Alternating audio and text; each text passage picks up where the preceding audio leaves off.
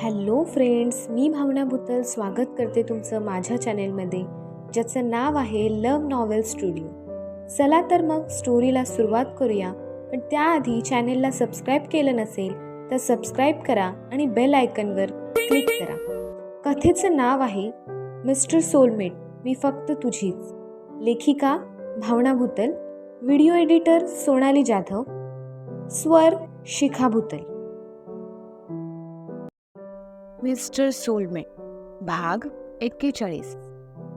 अविरा आणि समीरचं जेवण आटोपलं होतं. अविरा मगाचा प्रश्न घेऊन समीरच्या हात धुवून मागे पडली होती, पण समीर होता की उत्तर देण्याचं नावच घेत नव्हता. मेलेल्या मोराला अचानकपणे चालताना कसं काय बघू शकतो तू? समीर सांग ना. अविरा रडकुंडीला येतच म्हणाली, आता पुढे विचार तरी कर. समीर म्हणाला, मेलेला मोर पुन्हा जिवंत होणं शक्यच नाही. तू मला वेडं बनवून राहिला ना? अविरांनी लहान मुलासारखे गाल फुगवत समीरला विचारले. तिने गाल फुगवल्यावर ती खूप निरागस दिसत होती. समीरला तर इवलीशी परीच वाटत होती, जी चुकवून पृथ्वी लोकावर आली आहे असं भासत होतं. तू आधीच वेडी आहेस ग, तुला अजून वेड बनवून मला काय मिळेल?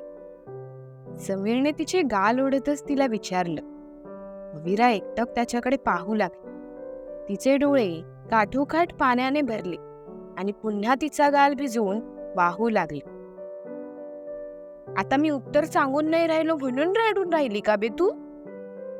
समीरने तिचे डोळे पुसतच तिला विचारलं. अविराने नाही म्हणून मान डोलावली. मग मान हलकीच वर उडवत समीरने विचारले, मला त्यांची पण आठवण येतेय. मी त्यांच्यावर असं रागवायला नको होतं असं पण वाटतं, पण आतल्यात खूप चिडचिड होते माझी. मी चुकीचं करते का काही? अविराने विचारलं. तू काहीही चुकीचं करत नाहीयेस, नको जास्त विचार करूस, समीर म्हणाला. खूप वेळ अविरा शांत बसून राहिली. तू मेलेल्या मोराला परत जिवंत कसं काय बघितलं? अविरा सगळं काही विसरून पुन्हा मोराच्या विषयावर आली. तेव्हा समीरने स्वतःच्या डोक्यावर हात मारून घेतच म्हटलं, अजूनही मोरावरच गाडी अडकली का तुझी? क्युरिओसिटी. अविरा उत्तरली. मी तुला बोललो की मेलेल्या मोराला मी चालताना बघितलं, समीर म्हणाला. अचानकपणे? मेलेल्या मोराला अचानकपणे चालताना तू बघितलं असं म्हणालास, आता शब्द गाळू नकोस. अविराने त्याला पुन्हा विचारलं. तो शब्द गाळल्याने वाक्यात काही फरक पडणार आहे का गवे? समीरने असं म्हणताच अविरा विचार करू लागली. खूप विचार करून तिने नाही म्हणून मान डोलवली. मग का विषय ताणून राहिली बे तू? समीरने म्हटलं तसं अविराने 4 बोटं त्याच्या उघड्या मांडीवर उमटवली. अवे, काहून राम लक्ष्मण सीता उमटवून राहिली ग तू माझ्या कोऱ्या कोऱ्या मांडीवर? समीर मांडी चोळतच म्हणाला. गोष्ट कोण ताणतोय, तू का मी? जेवायला बसल्यापासून हा प्रश्न माझ्या डोक्यात टाकलास. त्या प्रश्नाचं उत्तर शोधण्याच्या नादात मला परत भूक लागली. वर तू मलाच बोलतोय की मी गोष्ट ताणतेय. आता अजून जर तू शांत बसलास ना, मग मी तुझा दुसरा पाय पण रंगवणार. स्वतःचे दोन्ही तळहात एकमेकावर घासतच अविरा म्हणाली. अवे, जर आत्ता मला मारलं ना, मग मोर नाही मीच पिसारा फुलवून बसेल. मग तुला मी खरं काय ते सांगणारच नाही. समीर अविराला ब्लॅकमेल करतच म्हणाला. प्लीज सांग ना, नाहीतर मला झोप नाही येणार. एकमेकावर घासणारे हात अविराने समीर समोर जोडले आणि विनवणीच्या सुरातच ती समीरला म्हणाली, तेही पापण्या वारंवार मिचकावत. अब आई उन 3 पहाड के नीचे. समीर डायलॉगबाजी करतच म्हणाला. तू आत्ता मोरावरून उंटाकडे का गेला? समीर सांग ना, मला का छळतोयस? अविरा रडकुंडीला येतच म्हणाली. मेलेल्या मोराला मी अचानकपणे चालताना बघितलं ग, या डोकं लावण्यासारखं काय होतं? समीरने पुन्हा तोच प्रश्न केला.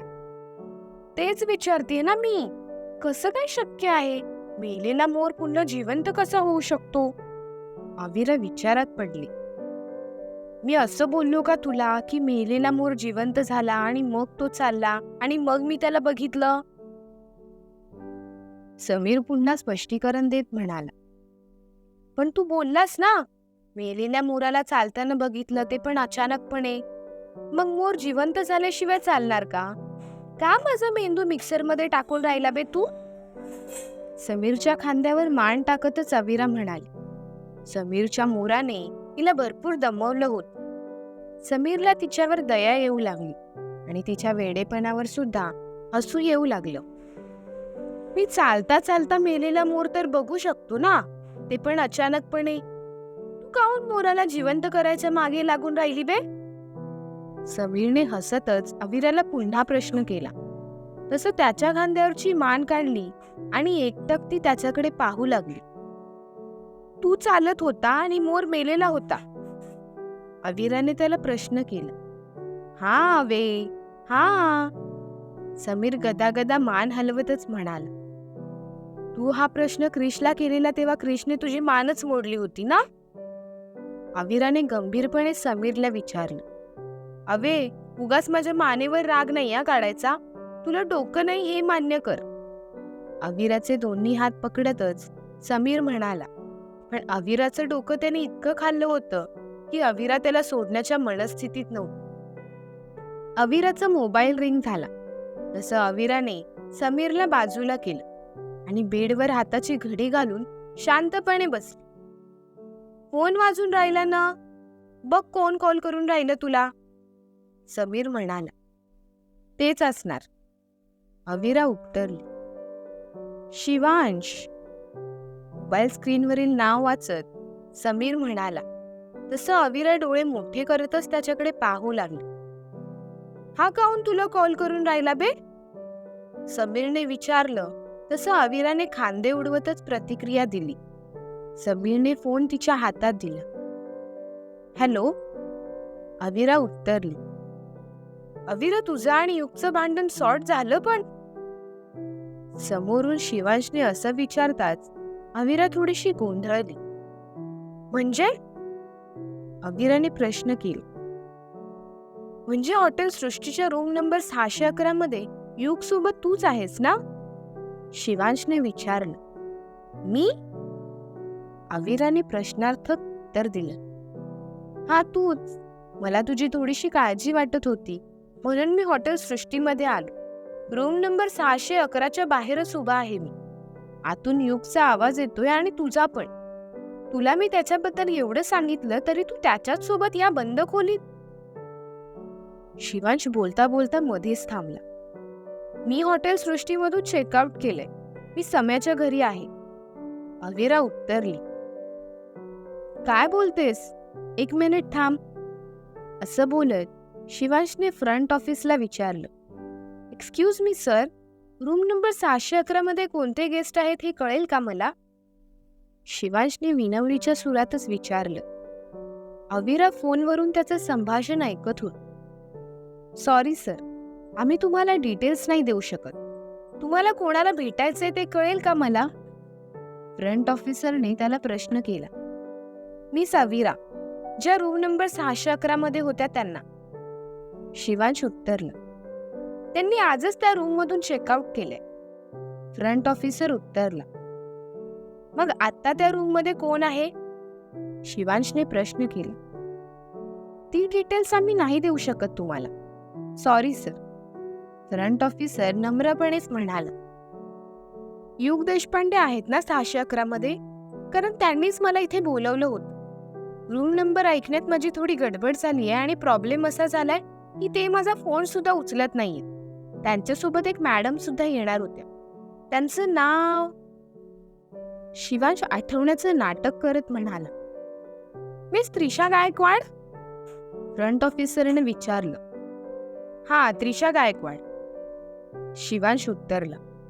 हो सर, रूम नंबर 611 मध्ये तेच आहेत. फ्रंट ऑफिसर उत्तरला. Okay, thank you. शिवांश म्हणाला. आय एम सॉरी अविरा, तुला घेऊन माझा गैरसमज झाला. त्रिशा आहे त्याच्यासोबत. शिवांश फोनवरून म्हणाला. फोनवर एक वेगळीच शांतता होती. अविराचा तिने जे काही ऐकलंय त्यावर विश्वास बसत नव्हता. हॅलो अविरा. समोरून शिवांशने तिला आवाज दिला, पण अविरा शांत बसून होती. शिवांश मोबाईलवर वारंवार हॅलो हॅलो करू लागला. मी तिथे येतेय, अविरा कापऱ्या सुरातच म्हणाली आणि तिने फोन कट केला. शिवांशने फोन कट केला आणि खुश होतच स्वतःसमोर असलेल्या विक्रांतला त्याने हायफाय दिला. Plan successful dude. ती निघाली हॉटेल सृष्टीकडे यायला. शिवांश म्हणाला, त्रिशा येते बोलली ना इथे? रियांशने विचारलं. पैसे फेकले तर ती काहीही करू शकते, एवढ्यात पोहोचली सुद्धा असेल. शिवांश उत्तरला, मला युग म्हणायचं टेन्शन आलंय रे. तिला कळलं की मी युग नाही मग? रियांशने विचारलं. तिने त्याला बघितलंच नाही असं हा शिव म्हणाला ना. तू का टेन्शन घेतोयस? तुला फक्त कानावर क्रॉस बनवायला बोललो ना मी. विक्रांत म्हणाला, हे बघ बनवलंय, बट हे पेनाने केलंय, हे कळून नाही ना येत? रियांशने विचारलं. एकदम परफेक्ट बनवलंय. आता त्याच्यासारखी थोडी हेअरस्टाईल ठेव, म्हणजे तू थोडाफार युगच वाटशील. विक्रांत रियांशचे केस नीट करतच म्हणाला, पण आज ना उद्या तिला कळलं तर? शिवांशने घाबरतच विचारलं. जेव्हा कळेल तेव्हा कळेल रे ड्यू. आणि तसंही तिच्या आयुष्यात तेव्हा तू असणार. तुला अविरा हवी आहे ना? विक्रांतने विचारले. ती तशीही माझी झाली असती रे. युगने तुझ्यावर हात उचलला म्हणून आपण हा सगळा खटाटोप करतो, पण ह्या सगळ्याचा युगवर परिणाम होईल असं वाटत नाही. शिवांश उत्तरला, प्यार इंसान को पागल बना देते है मेरे भाई. आणि खूप वर्षाआधीच मी युगला त्या अविरासाठी पागल झालेलं बघितलं. तिला सोडून तो युकेला सुद्धा जात नव्हता. आता ती सोडून गेली म्हटलं तर देवदास बनेल. मग त्याला बिझनेसमधून बाजूला काढायचा प्रश्नच येत नाही ना. तो स्वतःच डिप्रेशनमध्ये जाऊन बाजूला होईल. माझ्यावर हात उचलण्याचा परिणाम युगला भोगावाच लागेल. स्वतःचा गाल सोडतच विक्रांत म्हणाला. शिवांश एकटक विक्रांतकडे बघत होता. अविराला मिळवण्यासाठी जो मार्ग तो निवडतोय तो चुकीचा आहे हे त्याला कळत होतं, पण त्या क्षणी ते त्याच्या डोक्याला वळत नव्हतं. तू आत्ता असा चेहरा का केलाय? रियांशने शिवांशला प्रश्न केला. तुझ्या सगळ्या प्रश्नांची उत्तरं आता दिली ना तर हॉटेल सृष्टीमध्ये अविरा आपल्या आधी पोहोचेल. शिवांश म्हणाला. तिघेही गोहिल निवासमधून बाहेर पडणार तोच अंगद घरी आला. त्याला बघून तिघेही एकमेकांकडे पाहू लागले. अंगदने घड्याळात पाहिलं. एवढ्या रात्री कुठे चालले तुम्ही? अंगदने प्रश्न केला. काम आहे आमचं. तुला बरं नाही वाटत आणि तू फिरतोस कुठे? शिवांशने त्याला विचारलं. हा पक्का युगला भेटून आलाय हो ना अंगद? विक्रांतने विचारलं. अंगदने विक्रांतच्या प्रश्नाचं उत्तर देणं टाळलं आणि तो सरळ स्वतःच्या खोलीत निघून गेला. अंगदला भेटून आलो मी, असं म्हणत शिवांश तिथून जाणार, पण रियांश आणि विक्रांतने त्याला अडवलं. तो घरीच आहे, त्याला काहीही नाही झालंय, आपल्याला उशीर होईल, चल इथून, असं म्हणत दोघेही शिवांशला जबरदस्ती ओढतच तिथून घेऊन जाऊ लागले. युग कधीपासून तिच्यावर प्रेम करतो? गाडीत बसल्या बसल्या शिवांशने प्रश्न केला. ज्या क्षणी त्याने तिच्या आई वडिलांना संपवलं तेव्हापासूनच. पण तू एवढं त्याच्याबद्दल का विचार करतोयस? तुला अविरा नकोय का? रियांशने विचारलं. हवी आहे, शिवांश उत्तरला. तुला अविरा हवी आणि आम्हाला कंपनी. दोघांचंही दुश्मन एकच आणि तो म्हणजे युग. मग आपलं ठरलंय तसंच सगळं करायचं, विक्रांत म्हणाला. शिवांशने हो म्हणून मान डोलावली. काय होईल पुढे कळेलच पुढील भागात. पुढील भाग आठवड्यातून 2 येतील. रेग्युलर भाग पोस्ट केल्यावर तुम्ही कमेंट करायला आळस करता, त्यामुळे मी हा निर्णय घेतला आहे. सो पुढील भाग लवकरच पोस्ट होईल. धन्यवाद.